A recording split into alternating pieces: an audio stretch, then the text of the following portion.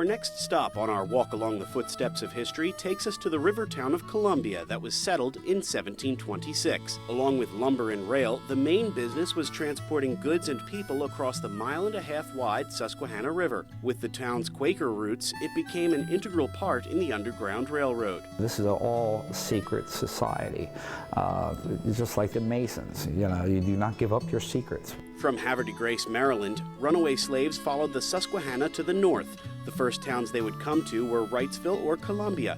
It was there they met with several prominent black men. Stephen Smith and William Whipper were involved in secretly building boxcars that had false ends into which African Americans fleeing slavery could be hidden in their lumber cars and then shipped off to Philadelphia, where they could get there in about 10 hours.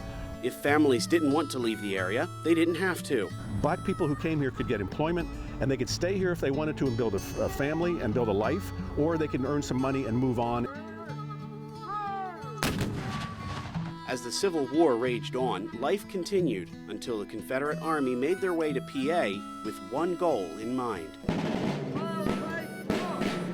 Conquer Harrisburg and take the state. That was their main goal. Well, of course, crossing this bridge was a monumental task, being that the Columbia folks were not going to let them. Confederates crossing this bridge would mean everything the escaped slaves worked for would be lost. The decision was made. The bridge must go. But the first attempt was a failure. After the explosion happens, smoke clears, bridge is still standing. Plan B involved oil being poured on the bridge, and as the rebels advanced, one man changed everything.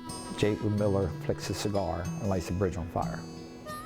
So it was that one black man who stood up against the Confederacy to stop them from coming across that bridge. The aftermath of that resulted in the Confederate troops heading back to Gettysburg and ultimately engaging the Union forces there. One single moment on this bridge that turned the tide of war, something you'll only hear about as you walk in the footsteps of history. In Columbia, I'm Peter Taraborelli, News 11.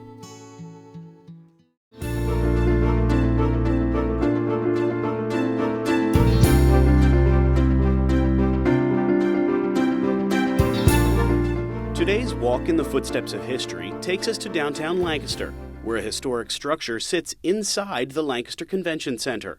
The building was the home and law office of Congressman Thaddeus Stevens. Purchased in 1842, Stevens moved to Lancaster and quickly made his mark. He immediately became well known among the ranks of the lawyers in the community, and he won some pretty key cases early on that kind of made a name for himself. Together with his property manager, Lydia Hamilton Smith, Stevens became a champion for the abolition of slavery.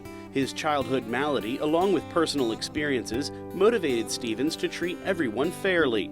Stevens actually saw men in Gettysburg, Adams County, selling their sons and daughters into slavery, and he couldn't countenance, contending with that. What many may not know about Stevens was something discovered recently in his backyard. This would have been Thaddeus Stevens' backyard, and this was underground by 3 feet, which you can see right there.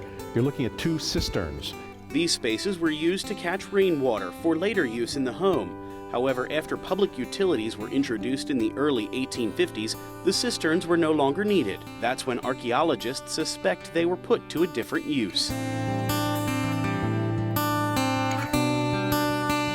From the basement of the tavern next door, runaway slaves seeking freedom may have hid from bounty hunters in this space. Even though there was a small air opening, it would have been very uncomfortable, but that's the extent that you would have gone through to avoid going back into slavery. You would go through the kind of extraordinary things that this physical evidence suggests went on here.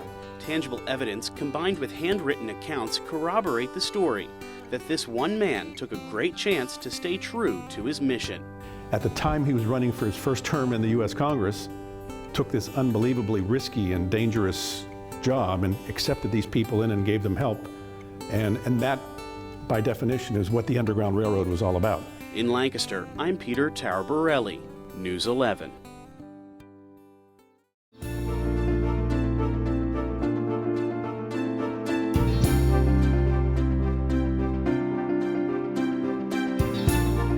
In the mid-1800s, the Christiana area was filled with Quaker farms.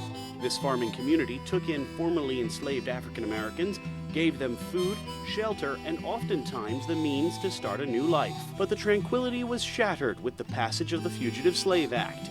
That's when slave owner Edward Gorsuch of Maryland came here to recover men that had run away from his home in Glencoe, Maryland. He came here on September 11th, 1851, under a federal warrant from constables, the officials in Philadelphia. The runaway slaves were hiding in the home of William Parker on a nearby farm. Parker and his family and his friends there resisted this notion of taking them back, and in the dawn hours, there was a confrontation. Words escalated into an altercation when the unthinkable happened. Somebody fired a shot. All the accounts don't indicate that no one knows from which side it emanated, and then gunfire broke out. Gorsuch was shot fatally. His son Dickinson was shot and then also beat up. Both of them were hacked by corn cutters, by people there. Edward Gorsuch apparently died on the spot, and his body was brought here to what was the train station. 38 men were charged with treason following Gorsuch's death. With a little help from local politician Thaddeus Stevens, none of the charges would stick. All 38 were released. When it went out and was covered by the news media at the time, it is considered to be one of the sparks that led up to the run-up to the Civil War. The South was irate that no one answered for the murder, and for the North it was a victory, not a riot.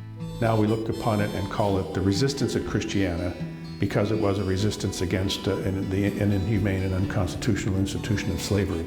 A small-town brawl that will forever be memorialized in this area on the Lancaster-Chester line. Walking in the footsteps of history, I'm Peter Taraborelli, News 11.